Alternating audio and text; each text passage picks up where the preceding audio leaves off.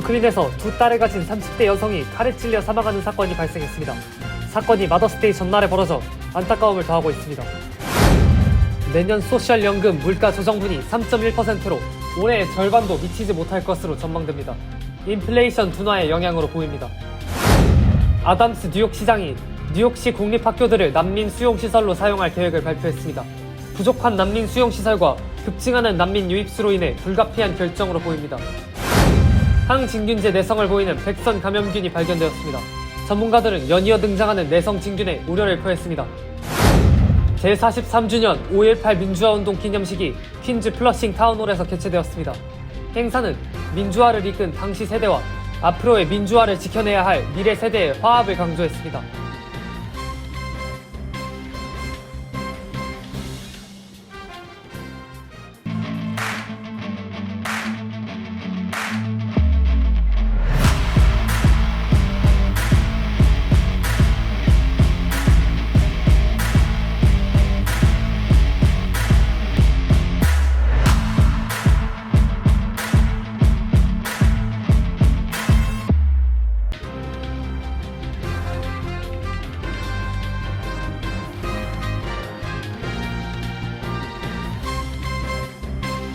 여러분 안녕하십니까? KBTV 뉴스9 이창원입니다. 5월 14일 머들데이를 맞이하기 전날 한 어머니가 칼에 찔려 사망하는 비극이 발생했습니다. 경찰은 사망한 여성의 남자친구를 주요 용의선상에 올려 수사에 착수했습니다. 자세한 소식 김영상 기자가 전해드립니다.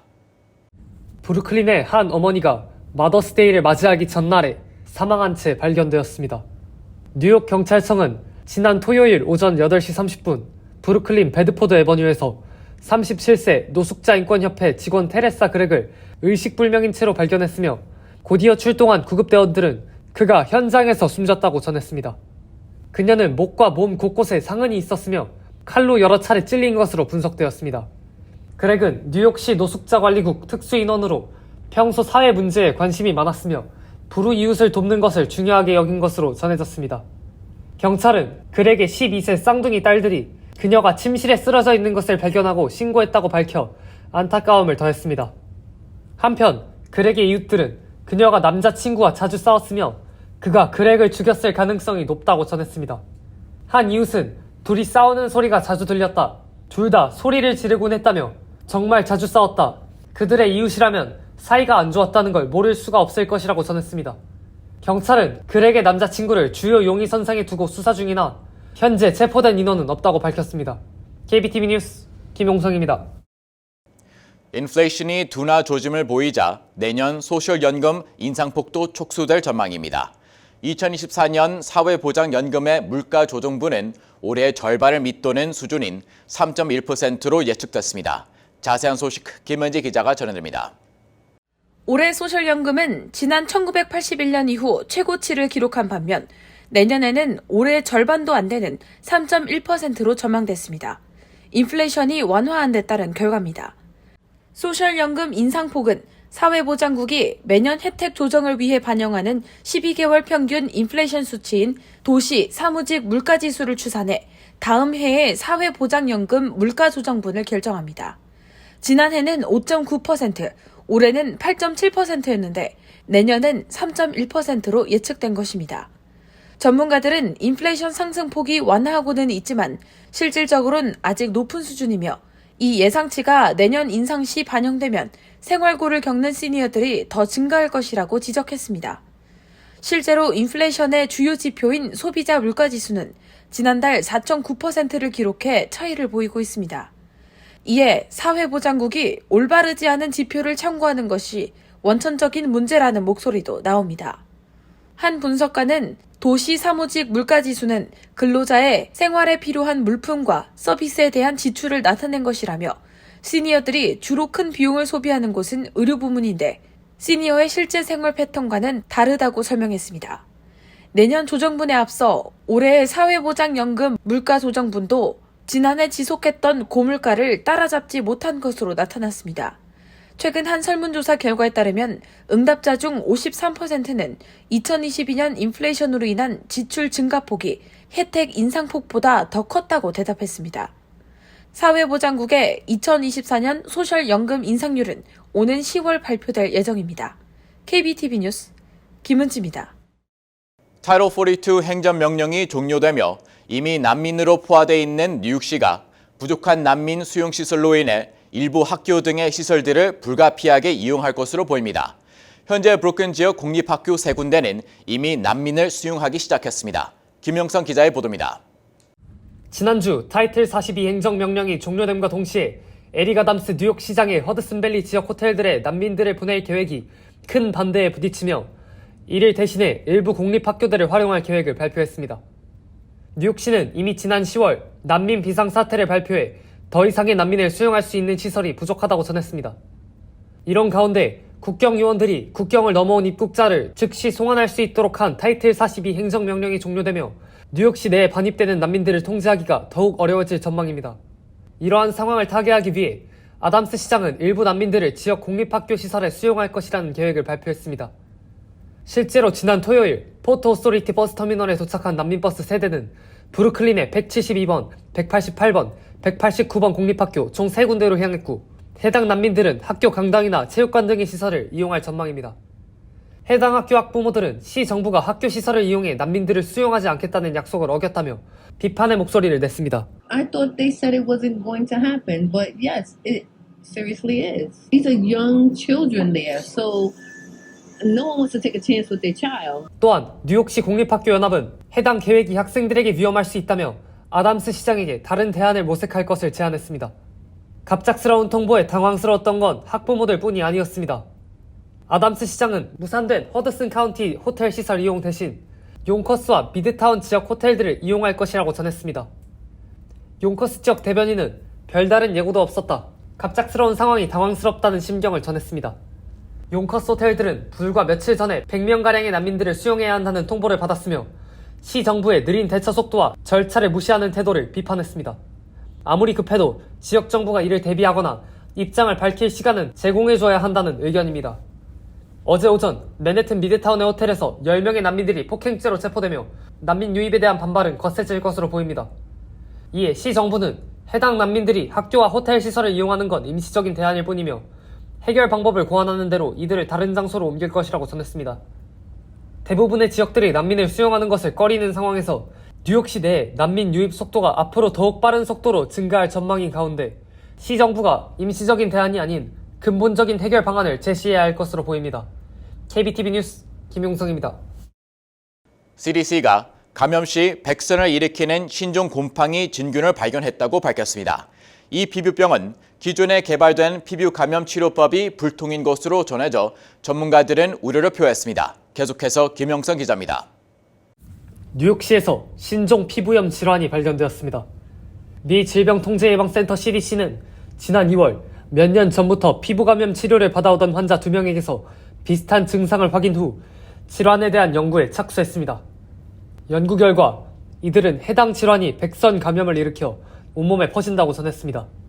도장부스럼이나 링웜이라고도 불리는 백선은 피부에 나타나는 곰팡이 진균 감염으로 감염 시 빨갛고 간지러운 원형 피부 발진이 나타납니다. 발백선의 경우 무좀이라는 이름으로도 널리 알려져 있습니다. 백선은 여름철이나 덥고 습한 지역에서 잦은 땀으로 피부 저항력이 떨어지거나 꽉 조이는 옷에 의해 피부 면역력이 떨어질 경우 발생합니다. 통상적인 백선 감염의 경우 몇 주간 항진균제 연고를 바르고 관련 약품을 복용할 경우 완치할 수 있으나 최근 CDC가 발견한 곰팡이균은 이러한 치료법을 듣지 않는 항생제 내성을 갖고 있는 것으로 발견되었습니다. 해당 곰팡이균은 트리코피톤 인도페네라 불리는 서아시아 지역에 널리 퍼져 있는 진균으로 확인되었으며 미국에서는 CDC가 발견한 2명의 환자가 최초 감염자들인 것으로 보입니다.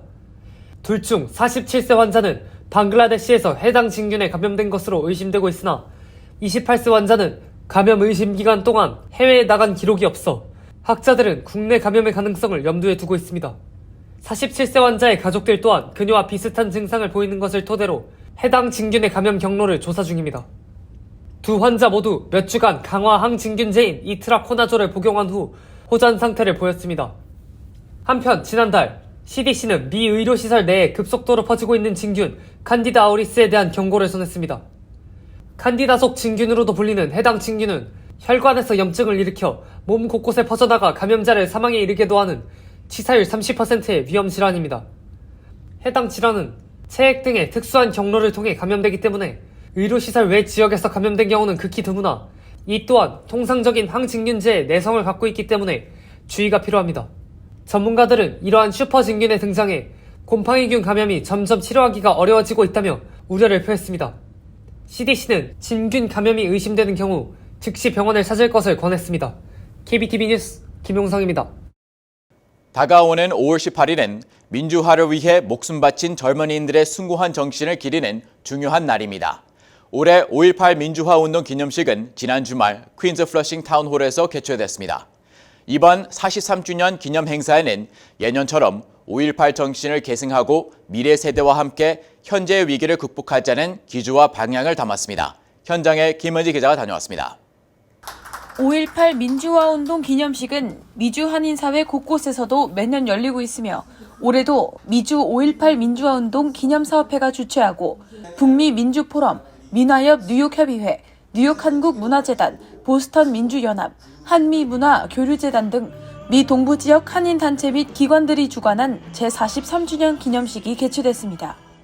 지난 14일 오후 5시 뉴욕 퀸즈 플러싱 타운홀에서 열린 이 자리에는 미주 5.18 민주화운동 기념사업회 강준하 대표와 이에스더, 이윤희 공동대표, 이상호 뉴욕 총영사관 부총영사, 이종원 뉴욕 민주평통협의회 회장, 이창헌 뉴저지 한인회장, 신단우 대뉴욕지구 호남향후회장, 김동찬 시민참여센터 회장, 데렌스 호턴 전 마운트 버논 커미셔너 등이 참석해 순국선열과 호국 영령 및 5.18 민주화운동 희생 영령에 대한 넋을 기렸습니다.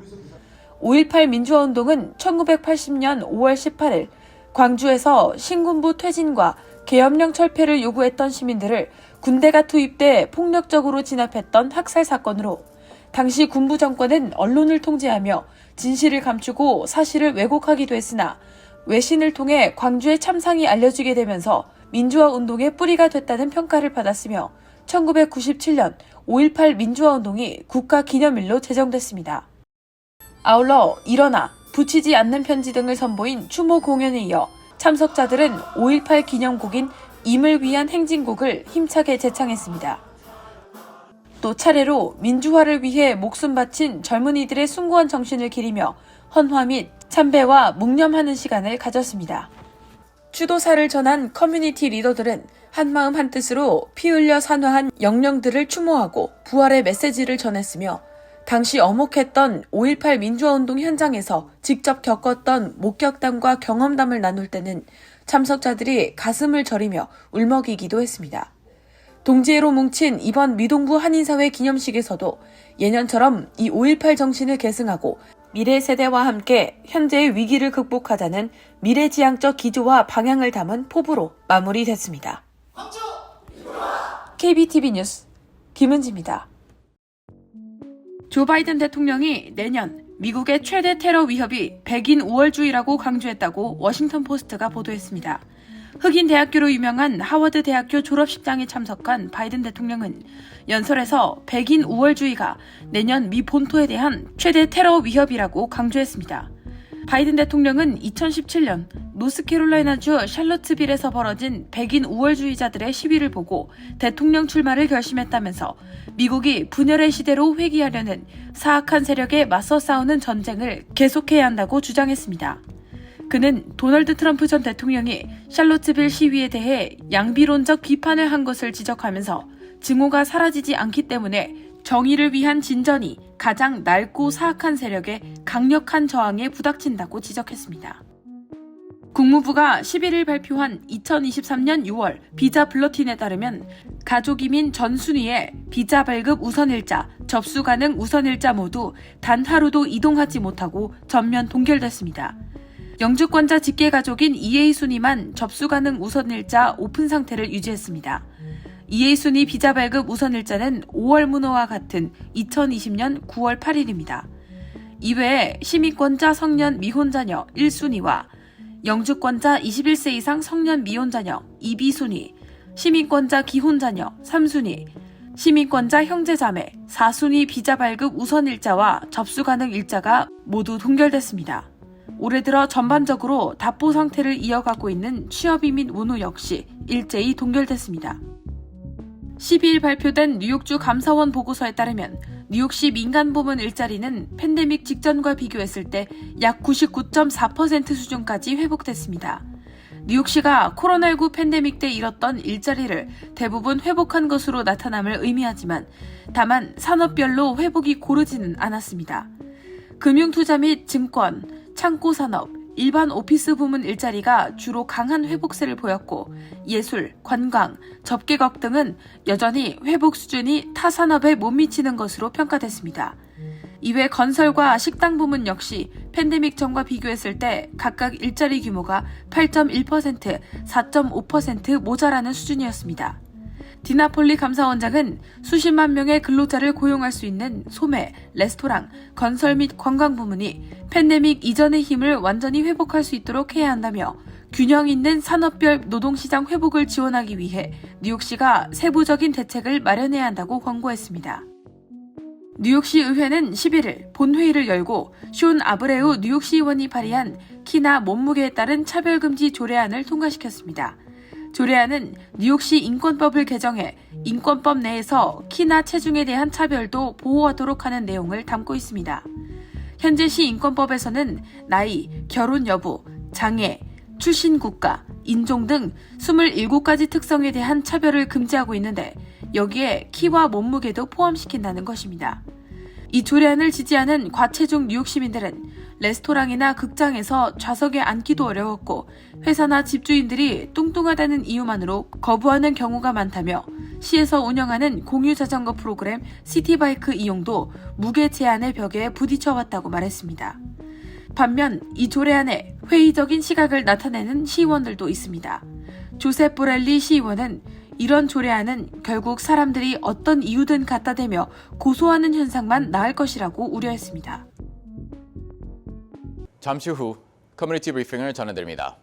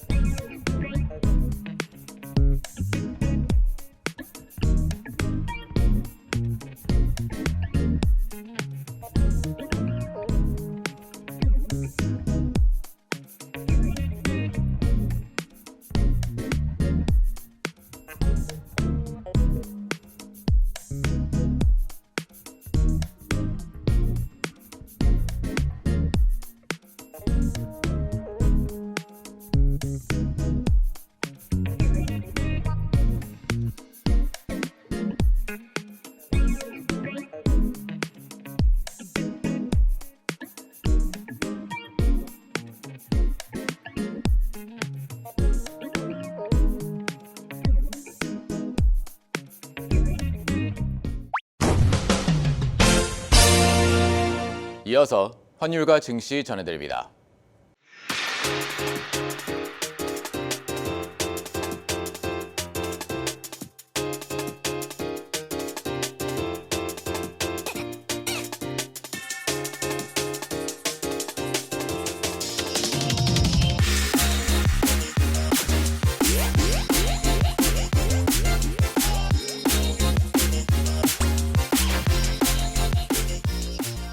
잠시 후 뉴욕과 뉴저지 날씨 전해드립니다.